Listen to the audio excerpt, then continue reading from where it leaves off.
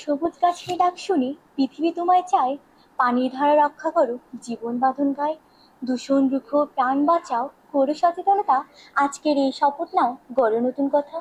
সম্মানিত প্রধান শিক্ষক, প্রিয় শিক্ষকবৃন্দ, সহপাঠী ও উপস্থিত সকলকে জানাই আমার আন্তরিক শুভেচ্ছা ও সালাম। আসসালামু আলাইকুম। আমি নুসরাত জাহান নুবা, কালীগঞ্জ করিমউদ্দিন পাবলিক প্রাইমারি উচ্চ বিদ্যালয়ের নবম শ্রেণীর একটি শিক্ষার্থী। আজ আমি কথা বলবো এমন একটি বিষয় নিয়ে যা আমাদের প্রত্যেকের জীবনের সঙ্গে জড়িত। পরিবেশ রক্ষায় আমার ভূমিকা, অর্থাৎ পরিবেশ রক্ষায় আমি। প্রকৃতি আমাদের সব থেকে বড় অস্ত্র। গাছপালা, নদী, নালা, পানি সবকিছু দিয়ে প্রকৃতি প্রতিনিয়তই আমাদের সাহায্য করে চলেছে।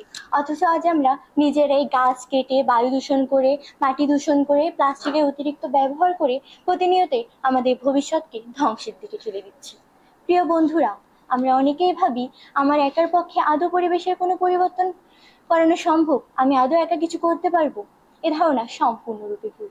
কথাই আছে, ক্ষুদ্র ক্ষুদ্র বালিকণা বিন্দু বিন্দু জল গড়ে তুলে মহাদেশ সাগর অথল।